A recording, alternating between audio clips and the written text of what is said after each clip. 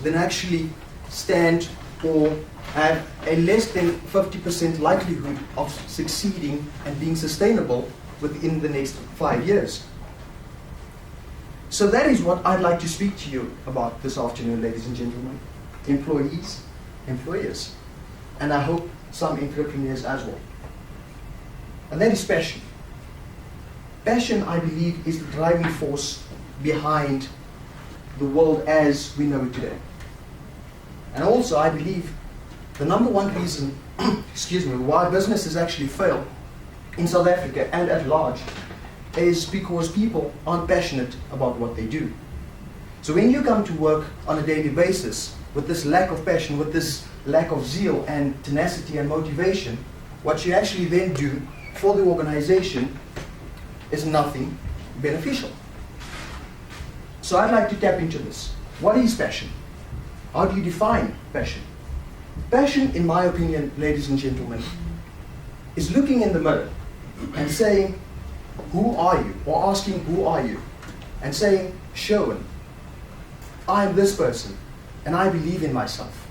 And I'm going to tap into my childhood and find that once driven passion, something that I longed for, something that I desired, something that I yearned to be before society and the world shaped me, before the world told me that I was supposed to be this or that. That is passion. Passion is creating something which you believe is uniquely you. I'd like to share a story with you. I remember first year of university, I was quite adamant going to university. And here I was, Mr. CA. And this was primarily because my parents influenced me on becoming a CA, as well as society. Society said to me, Sherwin, you are a left side brain thinker. You are analytical, you are technical, and you'll be a brilliant CA. So here off I was, CA, here we come. Not too long, first year went well, and then I got to second year. Second year of university, I then discovered a subject called tax. I fell in love instantaneously. Enjoyed it, and then this brought me to third year. Third year, I then realized that I had to speak to my parents. I had to tell my dad, Father, I'm no longer going to be a CA. I could only imagine his lifelong dream shattered.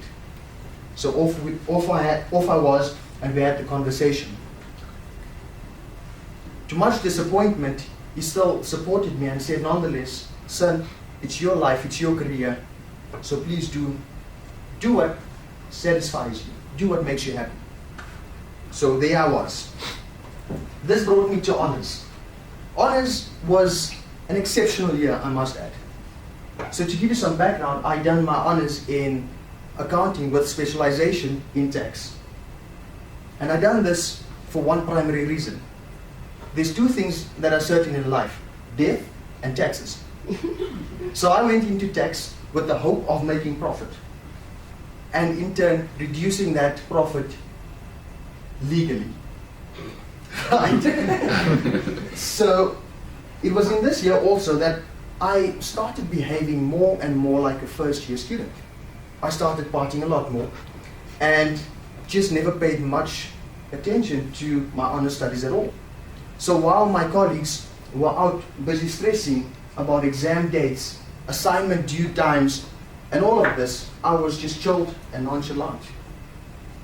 As a result, my first startup was born, called Presumption. Presumption is French for self-wisdom. And I guarantee you I never had much self-wisdom in my honors year.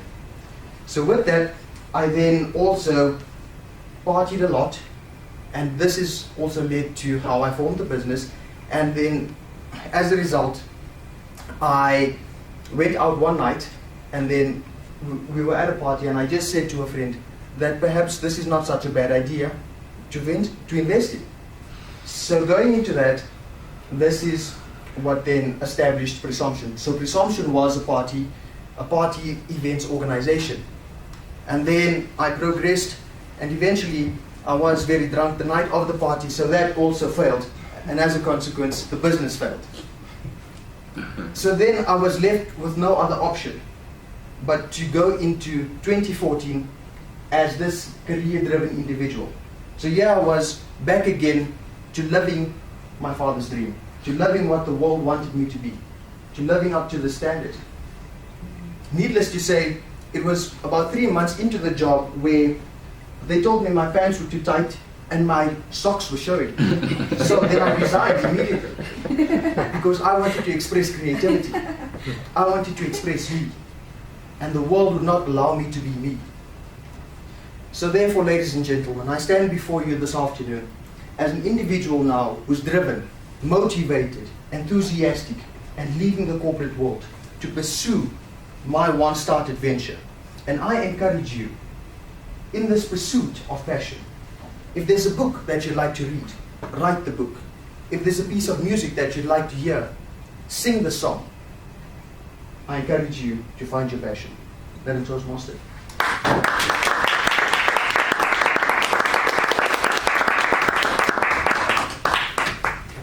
Yes, we can be fulgent in business and in any way place that our passions take us. I love this quote that you just reminded me of that says, never give up on something that you wake up in the morning just thinking about. And that is the drive that an entrepreneur should have. Thank you again to Barack Obama with his speech, Why Business is Fair.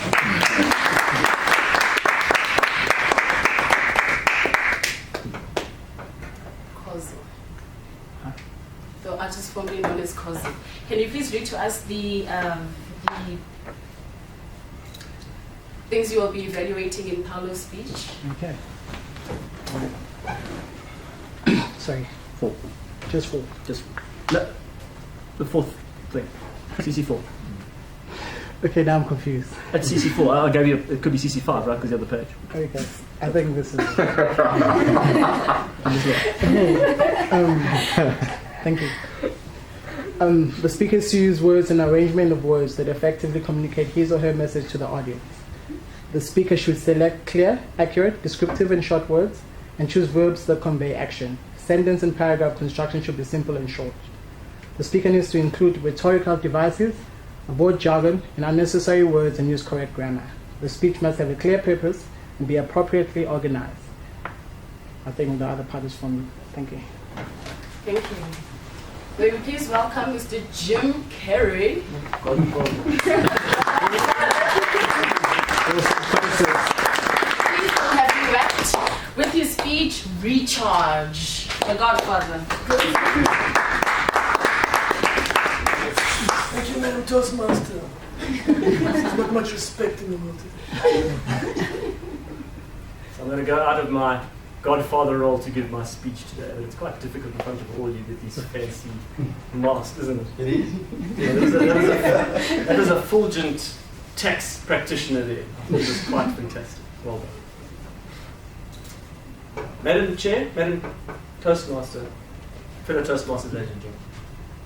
We come at this point in the year 2014, towards the end, the festive season. We were all planning our holidays. And if I had to offer you a chance to have your best holiday, all expenses paid, you'd probably say, Mauritius or New York or Hong Kong, somewhere in an exotic hotel, exotic food, and live in the lap of luxury. And you know what? That would be fantastic. I agree. However, I think holidays and vacations are about recharging. Recharging your body, recharging your soul, recharging your mind. And I think actually that it's the exact opposite of those holidays that provide the most recharge to the body. So bear with me while I tell you my story. A few years ago, December, a friend of mine, quite an adventurous sort, Gavin, calls me up. Paulo, hi, you've got to come with us. We're going down the Orange River.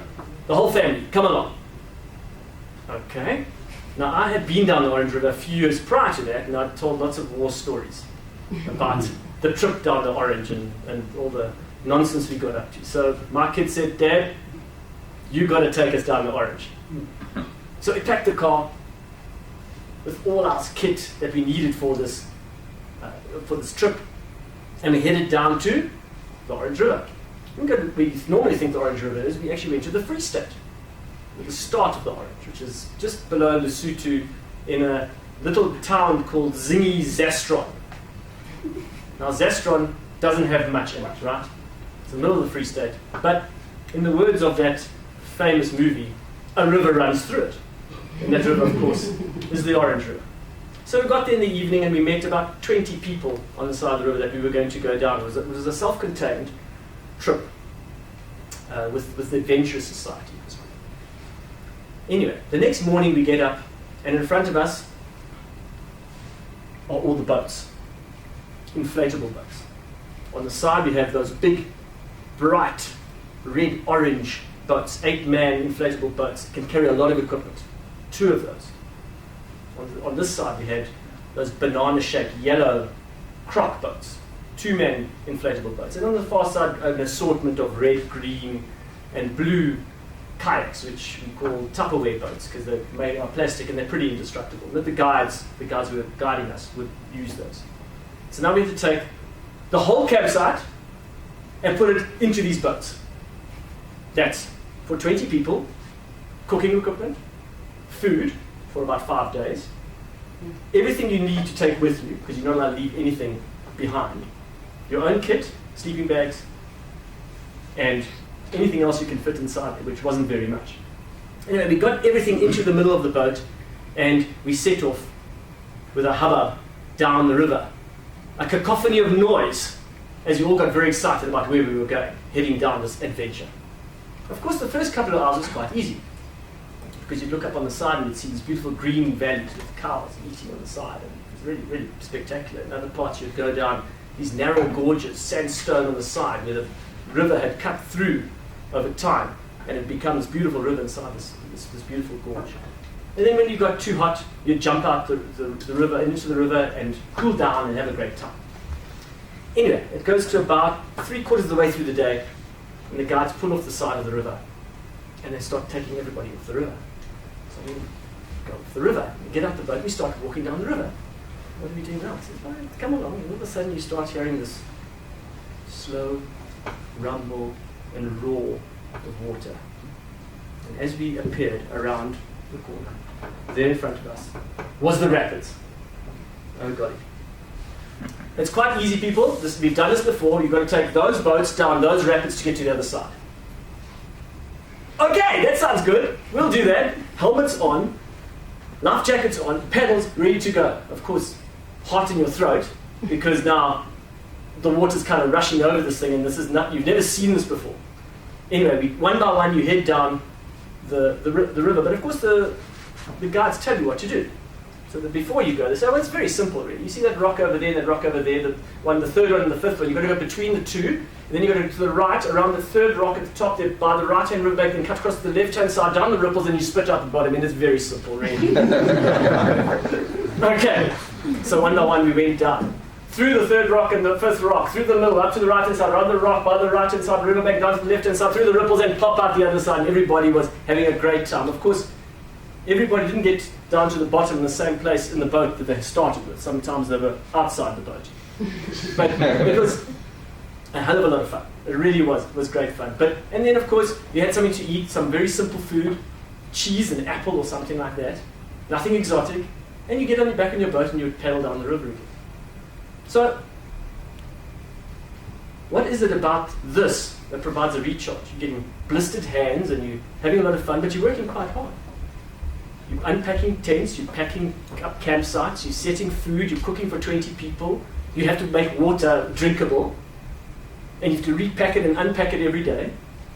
But what happens is that when you're inside the space, you're living in the moment. You don't have time to think about all those stresses every day, because all you're worrying about is, okay, I've got to fix this boat, or I've got to get something out, of a piece of equipment out to make food or whatever. So you don't have time to think about all these other stresses, and you completely forget about the rest of your life, because all you're worried about the next thing in your life, which is maybe setting up the camp or making food. So I must admit, sitting in Mauritius, on the deck chair, white sands, blue seas, a little tequila drink maybe, sounds good, and it is good. But if you really want to recharge, maybe it's okay to have simple food with your friends in simple destinations under the stars to recharge those batteries, even if it is in the muddy waters of the Orange River. Madam Toastmasters.